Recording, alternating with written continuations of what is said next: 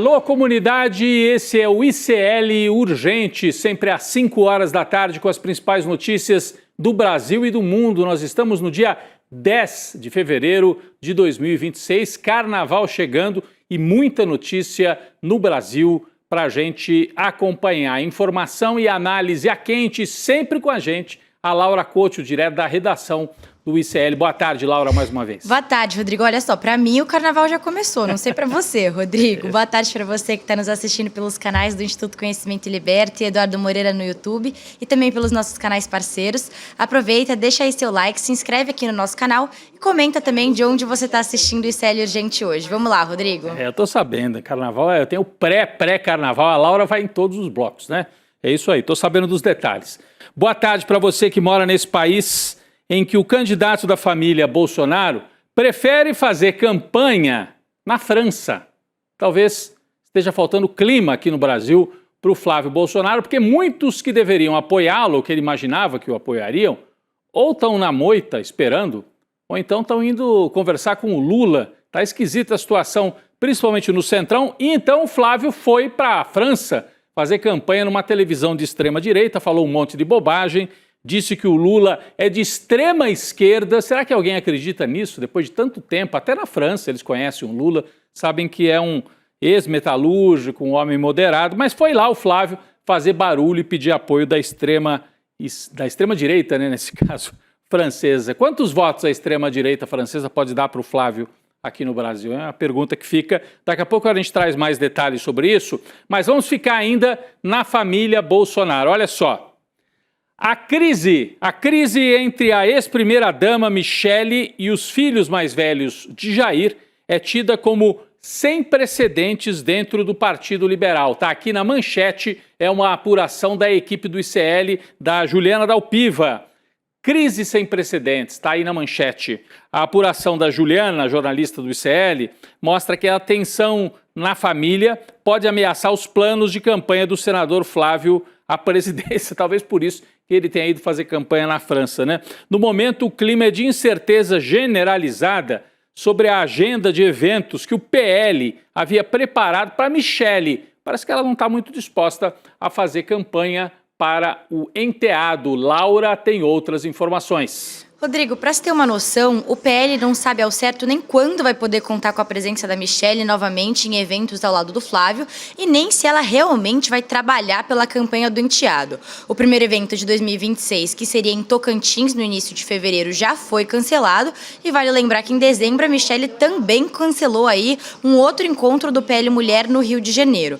Já em novembro do ano passado rolou um climão na frente de vários integrantes do Partido Liberal depois de um discurso da Michele sobre união, logo depois da prisão do marido Jair, o Flávio interrompeu a Michele e disse o seguinte: Michele, eu tô nisso desde 2002, coordenando as campanhas do meu pai. Então, quem fala em nome do meu pai sou eu. Rodrigo, tá virando casos de família total, né? Casos de família. E a Michele, Laura, outro dia o UOL fez um levantamento mostrando que ela não fez nenhuma postagem até agora em apoio ao Flávio, que é pré-candidato à presidência. E teve mais que isso, hein? Na crise recente em Santa Catarina, a Michele declarou apoio à candidatura de Carol Detoni ao Senado, indo contra os planos do Carlos Bolsonaro. Você sabe, né? O Carlos, que é vereador no Rio, renunciou para ser candidato ao Senado lá por Santa Catarina. E aí, como só tem 2 vagas ao Senado, uma é do Carlos, a outra o PL reservou para o aliado Esperidião Amin. A Carol Detoni foi rifada. O que fez a Michele? Disse, eu estou com a Carol Detoni e vai ter o meu apoio, mesmo sendo candidata por fora do PL, se candidatando por outro partido da direita. Isso mostra que o clima não está nada bom. Pessoas próximas à família já relataram que a Michele tinha o desejo de disputar a presidência da República e não gostou muito de perceber que o marido escolheu o Flávio para esta campanha. Falando nele ainda, o fabuloso destino de Flávio Bolsonaro, né? Agora vamos voltar àquele tema da França. O filho 01 do Jair continua com a sua peregrinação internacional e a vítima de hoje foi o público francês. Está aí na manchete, no nosso telão.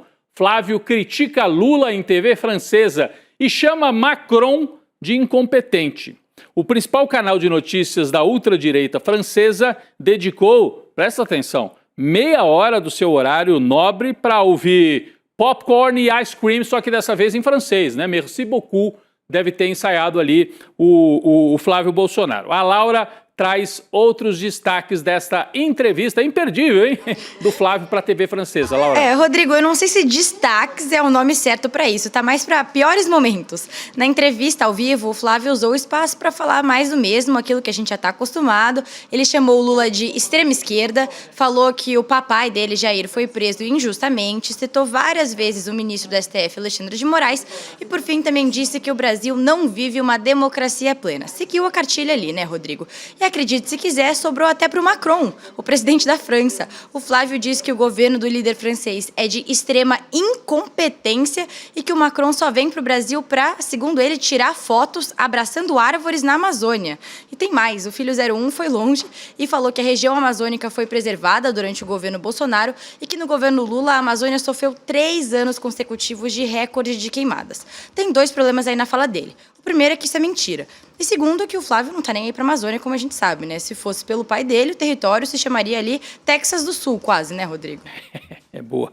Boa, Laura. Realmente, e é mentira, né? Porque o governo Bolsonaro, a gente sabe, abandonou o meio ambiente, houve problemas seríssimos no Pantanal, havia um desministro do meio ambiente, que é aquele Ricardo Salles, depois foi acusado até de tráfico de madeira, e houve uma melhora, sim, nos índices de combate às queimadas no governo Lula. Ainda não é o que a gente esperaria, né? Contenção total, mas melhorou muito, hein? Acabou aquela farra com o pessoal que tira ouro, acabou farra com madeireiro, e o Flávio, portanto, foi mentir na televisão francesa, além de dizer que o Lula é de extrema esquerda. O pessoal lá conhece. Os franceses são um pouco mais politizados e sabem bem da história do Lula. Falando nessa turma da extrema-direita, inclusive nos condenados, né, nos presidiários, ex-militares ou militares ainda, né, o general Mário Fernandes, condenado pela trama golpista, pediu uma autorização para receber visita íntima dentro da cadeia. Está aí o Mário Fernandes. Ele não era daquele núcleo crucial dos que foram condenados junto com o Bolsonaro, ele foi de um outro núcleo.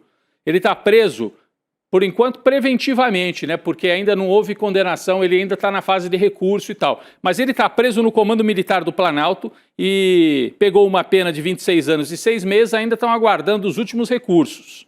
Bom, em resposta ao pedido de visita íntima, o ministro Alexandre de Moraes determinou que o Comando Militar informe se o general preenche os requisitos para esse tipo de visita. Quero saber como é que é isso. Preenche requisito para receber visita íntima.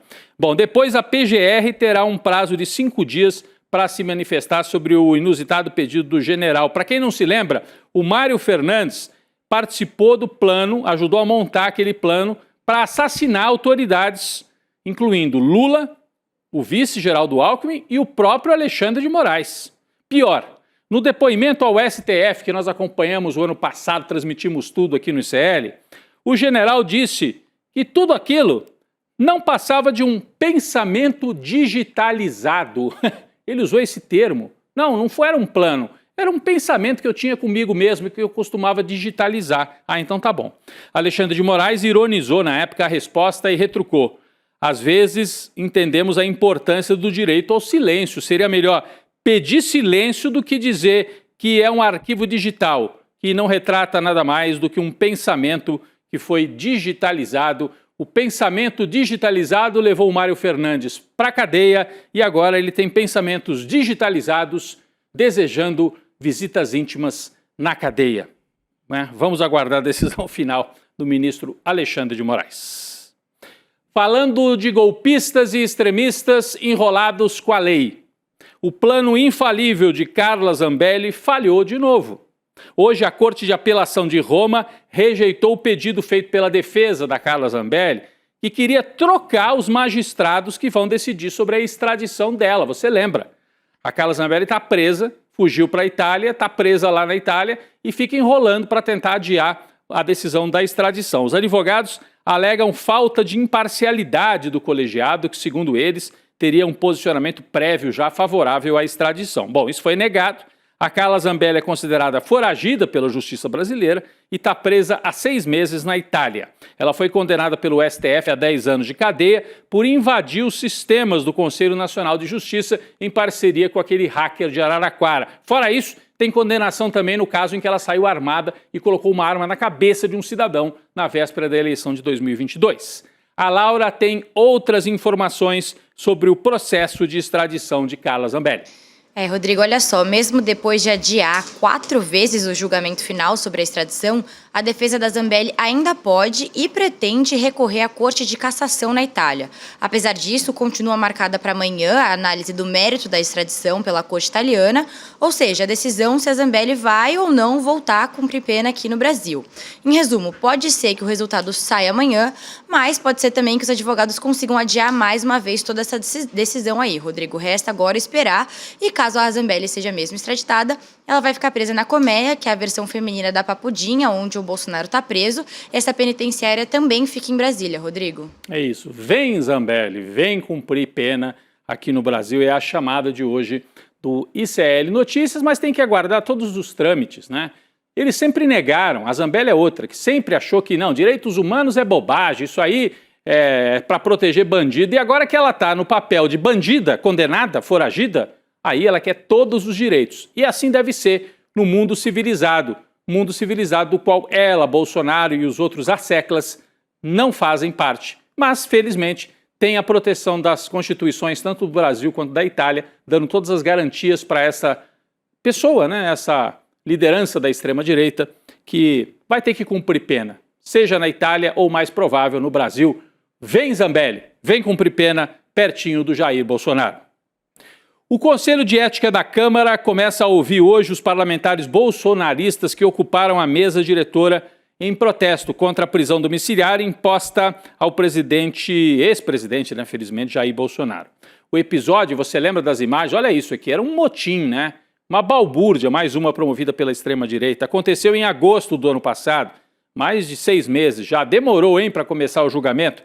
Os processos disciplinares tramitam de forma conjunta e tem como alvo 3 parlamentares. O Marcos Polon, que é do PL do Mato Grosso do Sul, o Marcel Van Hatten, que é do Partido Novo do Rio Grande do Sul, e o Zé Trovão, aquele do Chapelão, lá do PL de Santa Catarina. Esse aí é o Van Hatten, ó, do Rio Grande do Sul. O do Chapéu e o Zé Trovão chegou a colocar o pé na frente para impedir o presidente da Câmara de passar. Um arruaceiro, né? E agora está lá sob julgamento no Comitê de Ética, no Conselho de Ética da Câmara. As ações pedem suspensão temporária dos mandatos. No caso do Marcos Polon, tem um processo ali em que ele pode pegar 90 dias relacionado a declarações consideradas difamatórias contra o Hugo Mota. E no caso do Van Hatten e do Zé Trovão, os dois enfrentam pedidos de suspensão de 30 dias, por terem impedido o Mota de assumir a condução da sessão. Laura, você tem um destaque, né, de como é que foi a sessão de hoje lá na Comissão de Ética da Câmara. Rodrigo, durante a oitiva no Conselho de Ética, o deputado Zé Trovão, que você acabou de mencionar, ele afirmou que os parlamentares envolvidos na ocupação da mesa diretora da casa deveriam receber, olha só, uma medalha. Segundo ele, o prêmio não seria por honrar a política, mas por honrar quem elege os políticos. Pois é, eu também não entendi nada, Rodrigo. Mas enfim, os depoimentos estão previstos para terminar amanhã e também serão ouvidas testemunhas. Foram chamados aí os deputados Zucco, Paulo Bilinski e Alberto Fraga, que são todos do Partido Liberal, né, o PL. Só gente boa, hein, Laura? Essa pancada do horror, essa bancada do horror eleita na esteira do bolsonarismo. O chefe deles virou presidiário e, olha, o caminho para alguns deles é o mesmo. A Zambelli já está seguindo esse caminho e outros aqui dessa lista, Bilinski, Alberto Fraga, Zucco, podem seguir esse caminho. Vamos aguardar. Mas os outros 3 é que estão sendo julgados, os 3 que eu citei o nome primeiro, inclusive o Van Hatten, que é do Partido Novo. De novo não tem nada, é velhíssimo no seu extremismo, nas suas ameaças e no seu jeito histriônico, né, de fazer essas ameaças. Pessoal, vamos falar da montagem de palanques nos estados, porque afinal a gente tem eleição presidencial e tem as importantes eleições estaduais, né, de governadores, de senadores. Vamos falar da disputa em São Paulo para ver quem é que fica com a vice do Tarcísio de Freitas. Por que é tão importante isso? Porque o Tarcísio desistiu de ser candidato a presidente, a gente aqui no ICL sempre apostou nisso. o Chico Sá, eu e outros aqui no N2, sempre dissemos, o Tarcísio não vai. E não foi, não é candidato a presidente. E aí se ele fica para governador, o vice dele ganha a chance de ser o próximo candidato a governador em 2030, por isso que tem essa briga.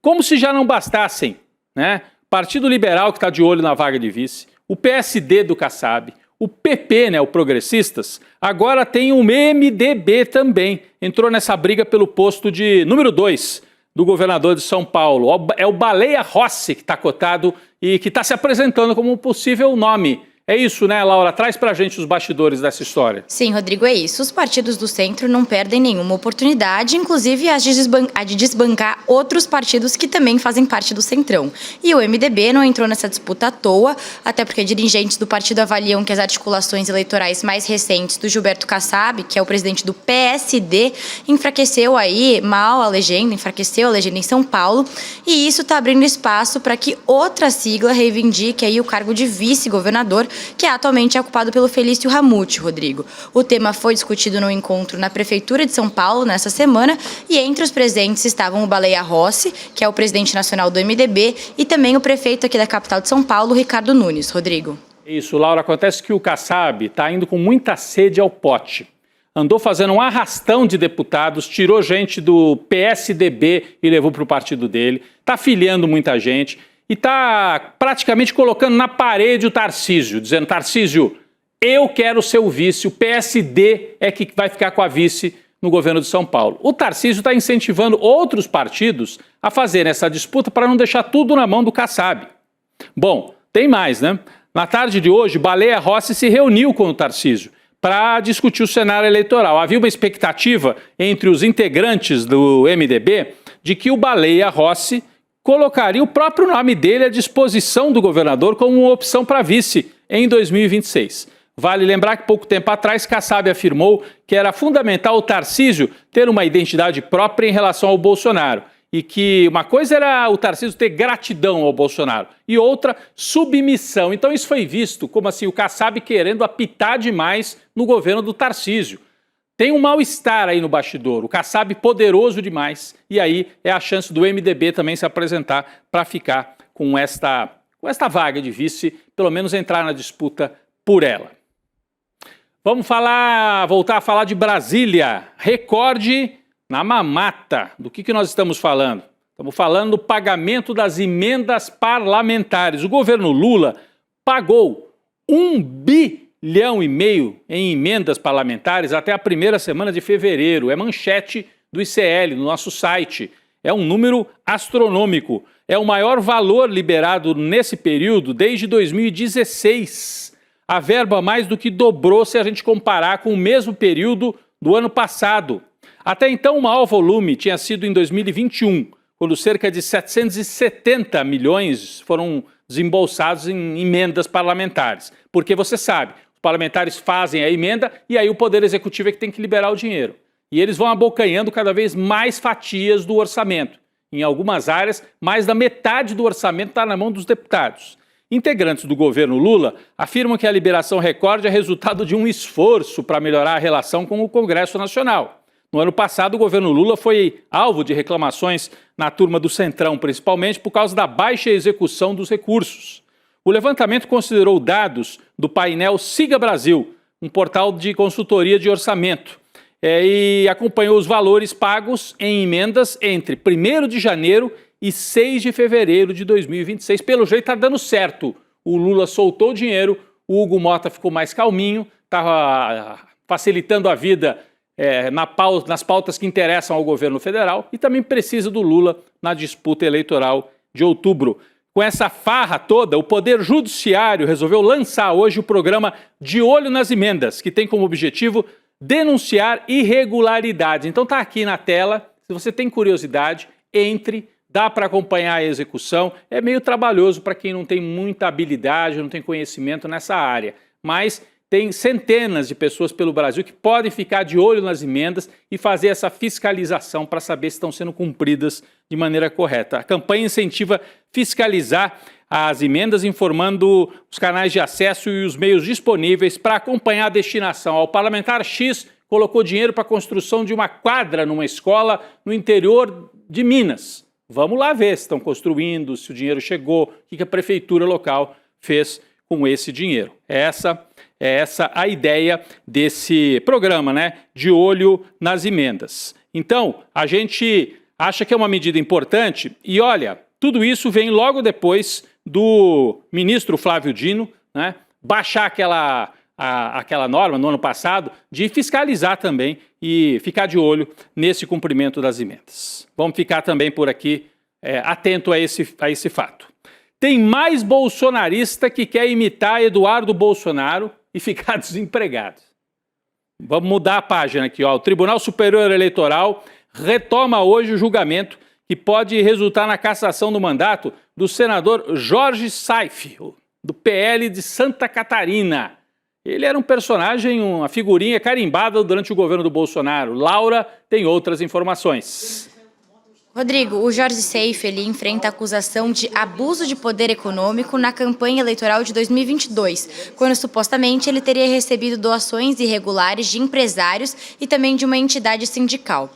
Além disso, o Saif teria se aproveitado de um helicóptero cedido por um empresário da construção civil e também da estrutura de comunicação e logística das lojas Avan, chefiada pelo Luciano Hang, como a gente sabe, que inclusive também é réu na ação. Olha só, Rodrigo. A corte agora analisa um recurso da coligação formada pelos seguintes partidos: Patriota, PSD e União Brasil, que se juntaram aí contra o Tribunal Regional Eleitoral de Santa Catarina, que rejeitou por unanimidade a cassação do Saif em 2023. Rodrigo. Ou seja, né, o tribunal salvou o pescoço do Saif, o tribunal local lá, e aí essa coligação, inclusive com partidos de direita ou de centro-direita, recorreu pedindo que ele seja cassado agora no TSE, em Brasília. A sessão está pautada para a noite de terça-feira, ou seja, de hoje, né, no plenário do TSE. A partir de 19 horas, o processo será votado por 7 ministros. O risco da perda do mandato mobilizou a cúpula do Congresso, viu? Até o Alcolumbre, o presidente do Senado, procurou integrantes do TSE, interlocutores no meio jurídico, para defender a preservação do mandato do tal Jorginho Saif, que foi até ministro, se não me falha a memória, do Jair Bolsonaro. Vamos falar ainda do judiciário. Agora, falando de um tema delicadíssimo, né? O Superior Tribunal de Justiça decidiu por unanimidade afastar o ministro Marco Aurélio Bussi depois de acusações de assédio sexual. Segundo o STJ, o afastamento é cautelar, temporário e excepcional. Uma nova sessão está marcada para o dia 10 de março para avaliar as conclusões da comissão de sindicância que foi aberta essa semana para apurar as denúncias. Nesse período, o ministro vai ficar impedido de utilizar o local de trabalho, de utilizar carro oficial e demais benefícios do cargo. Importante dizer que o ministro nega todas as acusações de assédio sexual contra uma jovem durante uma viagem na praia, em Santa Catarina. Laura tem outras atualizações sobre este caso, Laura. Rodrigo, parece que o buraco desse caso é mais embaixo, porque o Conselho Nacional de Justiça recebeu uma outra denúncia de assédio sexual contra o ministro do STJ, o Marco Bussi. A nova vítima relatou fatos semelhantes aos da primeira denúncia e o caso está em sigilo, mas a vítima já foi ouvida. Na primeira denúncia, como você falou, Rodrigo, o Bussi foi acusado de tentar agarrar uma jovem de 18 anos que estava passando férias na casa de praia dele, lá em Santa Catarina, né? Bom, coincidência ou não, Rodrigo, hoje o ministro Marco Bussi também pediu afastamento por 90 dias do tribunal para tratamento psiquiátrico e também ajustes de medicamento. Ele meteu aquele atestado clássico, né, Rodrigo? Meteu o atestado. Importante também ressaltar a informação de hoje. A filha do ministro saiu em defesa do pai, disse que a jovem que fez a primeira acusação, essa que teria do assédio na praia, mentiu. É a fala da filha, né, que está defendendo o pai, o ministro que foi afastado do STJ no dia de hoje. Para surpresa de muita gente, o presidente da Câmara, Hugo Motta, defendeu hoje a decisão do ministro do STF, Flávio Dino, que havia suspendido os famosos penduricalhos ilegais do funcionalismo público. Motta discursou de forma remota num evento do BTG Pactual em São Paulo. A gente tem aqui a transcrição do que disse Hugo Motta nesse evento lá com a turma do mercado financeiro. Abre aspas. Com a mesma coerência de quem defende reforma administrativa, estamos aqui para dizer que a decisão do ministro Dino foi feliz que nós vamos fazer essa discussão e esse debate, porque é isso que a sociedade nos cobra, disse o Hugo Mota, presidente da Câmara. É difícil ficar, né, a favor de defendendo penduricalhos e privilégios. Mas o Mota, com esse jeitinho de querer agradar todo mundo, também defendeu o reajuste salarial dado aos servidores da Câmara. Como é que faz, então? É contra privilégios, mas não é. Não. Fica aí querendo agradar todo mundo. O Mota diz que o aumento para os funcionários foi justo e não foi esse trem da alegria todo que foi passado, segundo ele, de maneira errada para a sociedade brasileira. Tá bom, vamos acreditar no Hugo Mota. Ele também, nesse evento, comentou a proposta do fim da escala 6x1, que é uma pauta do governo Lula, e que o Hugo Mota, Laura, resolveu dar andamento para essa pauta, nessa política de se aproximar do governo Lula. Laura? Exatamente, Rodrigo. O Hugo Mota afirmou hoje que a Casa deve concluir a tramitação da proposta do fim da escala 6x1 até o mês de maio. Além disso, o Hugo Mota também disse que a definição do relator da proposta deve acontecer logo depois do recesso de carnaval, e a expectativa é que depois disso a Câmara passe a organizar audiências, reuniões técnicas e também negociações entre bancadas ainda no início do semestre legislativo, então daqui a pouco. A partir daí, a intenção é construir um cronograma de debates e também votações em diálogo com o Palácio do Planalto, com o objetivo de levar a matéria à votação no plenário. Rodrigo. Isso, obrigado, Laura. Atualizações aqui sobre um outro caso envolvendo a política e o mundo das comunicações no Paraná. O resort, né, Taiaiá, Porto Rico, ligado ao apresentador Ratinho, do SBT, recebeu aval do Instituto Água e Terra para ter parte de sua estrutura levantada dentro de uma área de proteção ambiental, uma APP, lá no Rio Paraná. O órgão ambiental que deu o aval faz parte do governo do Paraná, que é chefiado pelo filho do Ratinho. Então é o filho liberando a festa para o pai ganhar mais dinheiro ainda, dessa vez com um hotel de luxo com esse resort Taiaiá. A licença prévia foi emitida em 2022. A Companhia Terras do Paraná, dona do resort, recuou da construção depois de uma ação civil aberta pelo Ministério Público que apontou ilegalidades. O projeto inicial aí foi alterado e o resort segue em construção com uma mãozinha da família Ratinho, do filho, que é o governador, ajudando o pai a faturar com esse resort lá no Paraná. Em nota, o Instituto Água e Terra, né, que é estatal, é do governo estadual, e o governo do Paraná negaram qualquer influência política no licenciamento ambiental que beneficiou, desta vez, o Ratinho. Curioso que tem o mesmo nome, né? Taiaiá não é o nome também do resort da família do Toffoli, no interior de São Paulo? Acho que é a mesma marca, só que esse aqui é no Paraná. Laura, obrigado pelas atualizações, pela participação ao vivo aqui com a gente. Obrigada, Rodrigo. Até amanhã. Até amanhã no ICL Urgente. Pessoal, falamos de família rica, de gente poderosa, né? O pacto da impunidade, quando o autor é da elite, tem sobrenome, ainda que seja um sobrenome assim, Ratinho, mas é sobrenome de gente importante, normalmente não tem tantos problemas com a justiça. O ICL enfrenta esse sistema e denuncia essas coisas praticamente todos os dias. Você, na pós-graduação do ICL, que é a pós-graduação Teoria Crítica da Sociedade, vai ter uma aula aberta. Mesmo que você não esteja inscrito na pós-graduação, você pode assistir esta aula, o Pacto da Impunidade, que acontece quinta-feira, depois de amanhã, dia 12, às 8 horas da noite. Você se inscreve em, tá aqui na tela, ó, aqui, ó, iclurgente.com.br, ou pega o seu celular, se você estiver assistindo na televisão, e aponta aqui para o QR Code. Aí você abre um campo e põe o seu e-mail, a turma do ICL te avisa. Na quinta, pouquinho antes das 8 da noite, ó, é hoje, Pacto da Impunidade, uma aula com Gessé Souza, com Lindener Pareto, toda a equipe do ICL, ao vivo. Pacto da Impunidade, iclurgente.com.br, fica o convite para esta quinta-feira. O ICL Urgente fica por aqui, vem aí o N2, daqui a pouco eu estou por lá também. Obrigado, gente. Nos últimos dias, acompanhamos o caso de violência brutal contra o cachorro orelha. Ele foi até a morte por um grupo de adolescentes de famílias ricas e brancas em Santa Catarina. Você já sabe o que vai acontecer com os responsáveis, né? Nada. Porque no Brasil, quem faz parte das elites, como você bem sabe, nunca é punido. Agora imagina se fossem 4 pobres e pretos da periferia brasileira. Isso é o Pacto da Impunidade. Existe um grupo no Brasil que nunca é punido. E é por isso que no dia 12 de fevereiro, às 20 horas, Eu e o professor Gessé Souza vamos revelar tudo sobre esse jogo. Será a aula inaugural do curso de pós em Teoria Crítica 2026 do ICL. Uma aula completamente de graça, online e aberta para todos. Fala pessoal, tudo bem? Leandro Demore aqui para dar uma notícia incrível. O ICL tem sua própria revista digital, a revista Liberta, um novo espaço de jornalismo profundo, crítico, com a nossa cara, feito para quem quer entender o Brasil e o mundo além da superfície. Na revista Liberta, você vai encontrar os maiores articulistas e colunistas com análise sobre política, cultura, atualidades e, claro, muito pensamento crítico. Esse vai ser o nosso espaço semanal de reflexão em profundidade. Faça agora mesmo a sua assinatura. Acesse icl.com.br/revista. E se você já é aluno ou aluna de algum curso do ICL, tem um benefício especial para fazer parte disso com a gente. Um desconto exclusivo para garantir a sua assinatura. Revista Liberta é o ICL em profundidade.